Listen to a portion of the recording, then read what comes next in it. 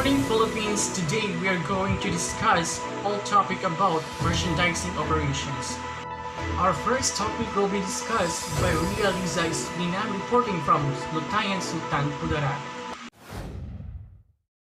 Thank you, Reggie. Today we are going to discuss the difference of income statement between service and merchandising business. Service entities perform service for a fee. In ascertaining profit, a basic income statement is all needed. Profit is measured as the difference between revenues from service and expenses. In contrast, merchandising entities earn profit by buying and selling goods. These entities use the same basic accounting methods as service entities, but the process of buying and selling merchandise requires some additional accounts. This process results in more complex income statements. To provide a better measure of performance, the income statement of a merchandising business is presented with additional items. Service business provide services and expertise in earning revenue. Business such as restaurants, salons, and hotels. On the other hand, merchandising buy and sell food to earn profit. Business such as malls and rice retails. We'll see the formula used to compute for the profit in both service and merchandising business.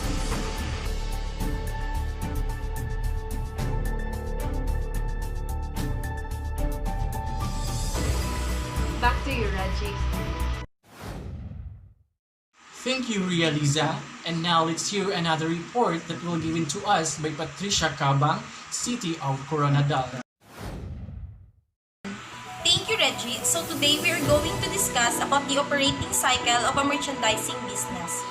When we say merchandising entity, purchases inventory, sells the inventory, and uses the cash to purchase more inventory, and the cycle continues. For cash sales, the cycle is from cash to inventory and back to cash. When we say sales on account, the cycle is from cash to inventory to accounts receivable and back to cash. Always remember, the faster the sale of inventory and the collection of cash, the higher the profits. Merchandising businesses use various business forms and documents. This is the importance to help and to identify the transactions that should be recorded in the books.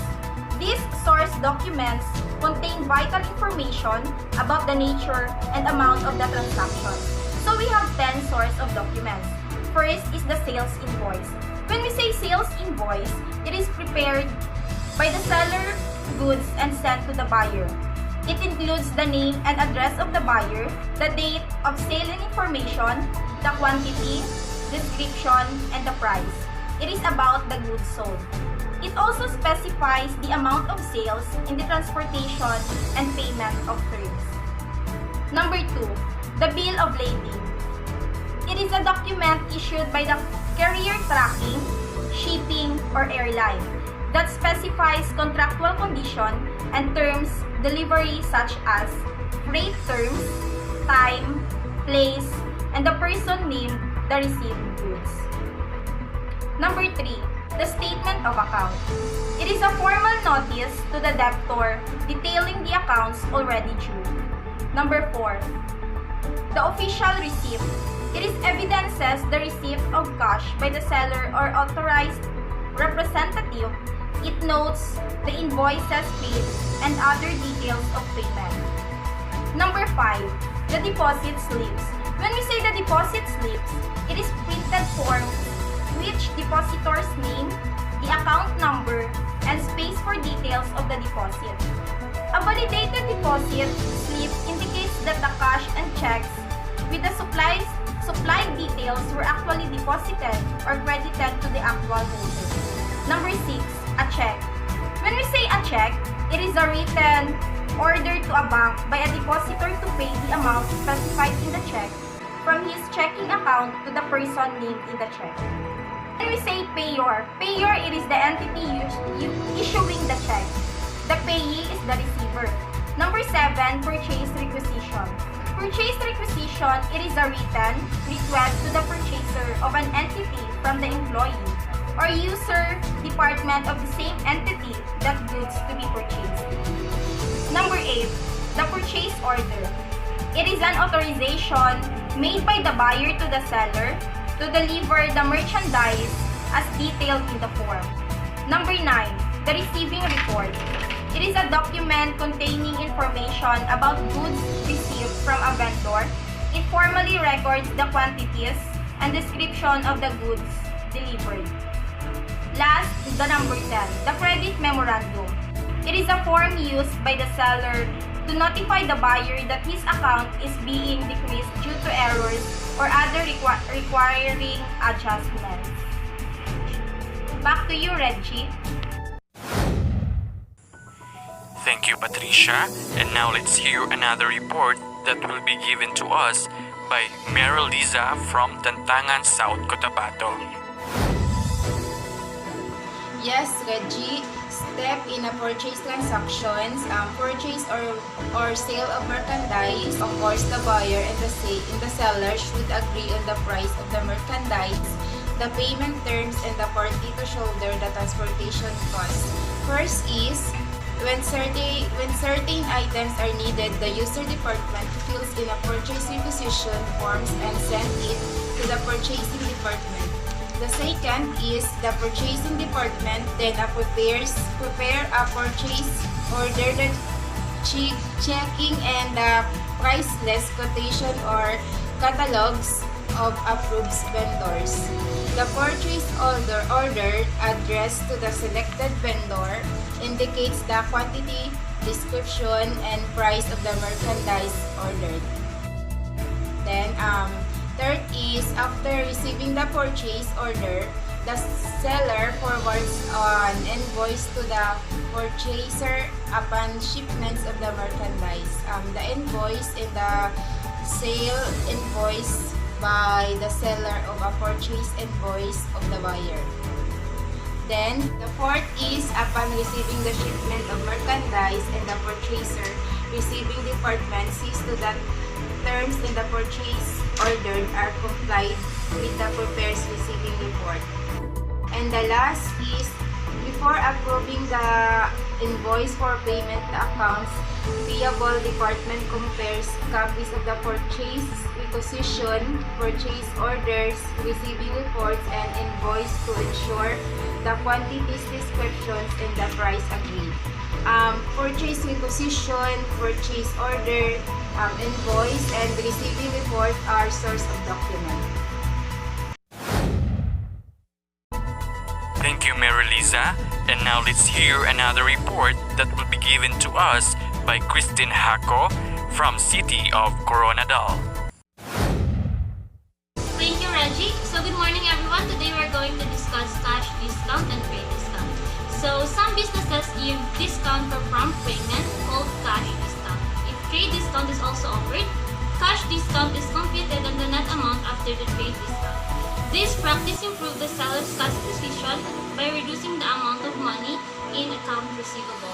Cash discount is designated in such annotation as 2/10, which means if there is 2/10, there would be 2% less on the principal amount. So the period covered by discount in this case is 10 days. This is called discount period. Sometimes it also shown in terms of n/30, which means n is the days wherein the debtor can pay the payment and over 30, which is the due date of the payment. Cash discount are called in two ways: purchase discount and sales discount. Purchase discount if you are the buyer, and sales discount if you are the seller. It is usually worthwhile for the buyer to take discount if offered, although it may be necessary to borrow money to make the payment. So the other discount is called trade discount. Trade discount is a routine reduction from a regular established price of a product. The use of trade discounts allows the company to vary the final price based on each customer's volume or status. Trade discount encourage the buyers to purchase product because of the markdown from the list price. This type of discount enables suppliers to vary prices periodically without the inconvenience of revising price lists and categories. There is no trade discount account and there is no special accounting entry for this discount. Instead, all accounting entries are based on the invoice price, which is obtained by subtracting the trade discount from the list price that the manufacturer charges the dealer.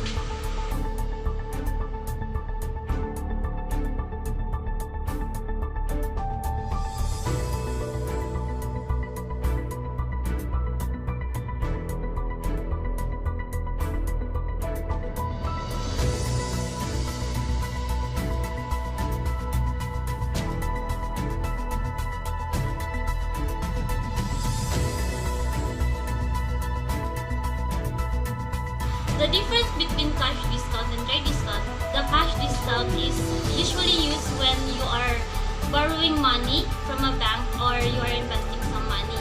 While as trade discount can be seen in the malls or when we are shopping. Thank you, Christine. And now let's proceed to another report that will be given to us by John Lloyd Babatuan from Surala, South Cotabato. Thank you, Reggie. So now I will discuss what is transportation cost. Transportation cost, also called as freight cost. Freight cost is the expenses a company incurs when it transfers its inventory or other assets to another location.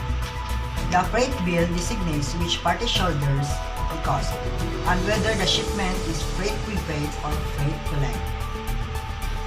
So, freight prepaid indicates that the shipper or consignor is responsible for the shipping charges, as well as any ancillary charges that might come up along the way. FOB origin, freight prepaid. In this scenario, the buyer takes ownership of the shipment when it is picked up by the carrier. Freight collect means that person or company that receives goods will pay the cost of transporting the goods at the time they are received. The agent of the shipping company will collect the freight in the port of destination before the goods are made available to the holder of the original bill of lading. Freight bills usually show whether the shipping terms are FOB shipping point or free on board destination. When the freight terms are FOB shipping, the buyer shoulder the shipping cost. Ownership over the goods passes from seller to the buyer. When the inventory leaves the seller's places of business, the shipping point, the buyer already owns the goods while still in transit and therefore shoulders the transportation cost. If the terms are FOB destination, the seller bears the shipping cost. Title passes until the goods are received by the buyer at the point of destination. While in transit, the seller is still owner of the goods, so the seller shoulder the transportation cost.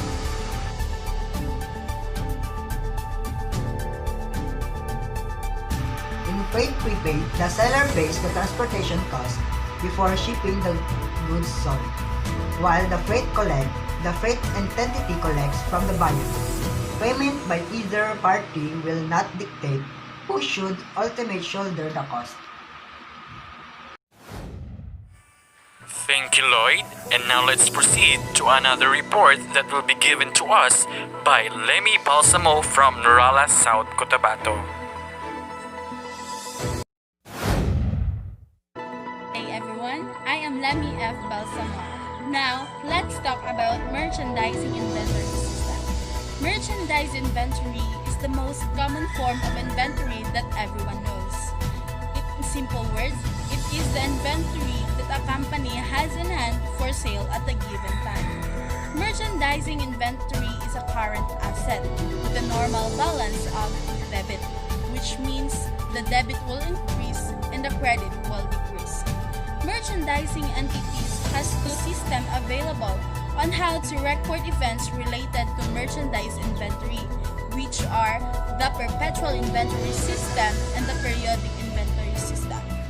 Perpetual inventory, or also known as continuous inventory, is a system where information on inventory is updated. It's allow you to regularly update your inventory records to help prevent situations like running out of stocks. While the periodic inventory relies on physical inventory. Periodic is where you update your accounts at the end of your accounting period. Your accounting period might be once a month, quarter, or a year. This two system is important to businesses because it helps them prevent stockouts, keeping tracks of account, and ensure the accurate records. This might also help you to understand your assets and maximize their potentials, thus improving your business's operations and increasing your profits. Thank you, Lemmy. And now let's proceed to another report that will be given to us by Kirby Arandelia from Surala, South Cotabato. And now we will discuss sales discount. These are discounts granted to customers for early payment of customers. Sales discounts are given by the sellers to the buyers. Example, assume that the Toya traders sold merchandise on September 20 for 3,000 pesos, terms 2/10 and over 16. At the time of set, the entry is September 20, debit accounts receivable amounting to 3,000, credit sales amounting to 3,000, to record sales on credit. Sales return and allowances. Buyers may be dissatisfied with the merchandise received either because of the goods have damage or defective, of inferior quality, or in accordance with their specifications. In such cases, the buyer may return the goods to the seller for the credit of the sale was made on account, or for cash refund of the sale was for cash. Alternatively, the seller may just grant an allowance or deduction from the selling price. A high sales return and allowances figure is not commendable because it may signal poor quality of goods and thus may result to dissatisfied customers. Each return or allowances is regarded as a debit on account and sales return called sales return and allowances. And examples of such transactions as follows. Sales return, debit sales return and allowances amounting 760 pesos. Credit accounts receivable amounting to 760 pesos. The seller usually issues the customer a credit memorandum. That is, accounts receivable or cash is credited, which is a formal acknowledgement that the seller has reduced the amount owed by the customers. Sales return and allowances is a contra income account and is accordingly deducted from gross sales in the income statement. Thank you, Kirby. And now let's proceed to another report that will be given to us by Irish Duero from Santo Niño, South Cotabato. I will discuss merchandise inventory. The inventory of a merchandising entity consists of goods purchased for sale. For a grocery store, inventory will be made up of milk, vegetables, canned goods, and other items.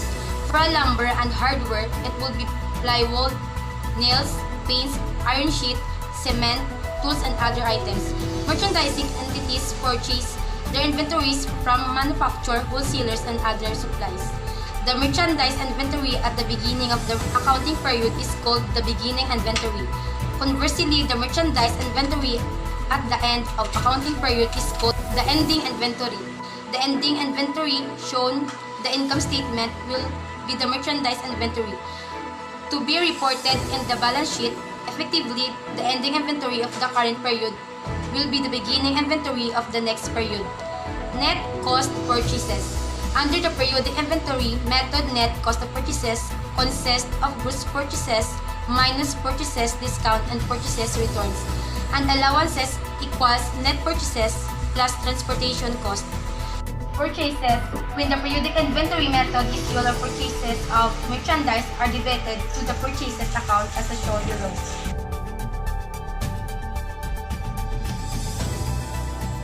Merchandise purchase is invoice. Price is known as the gross price method of recording purchase. Purchases, returns, and allowance. Sale returns and allowance is the seller's books and recorded as a purchase returns, and allowances in the book of the buyer.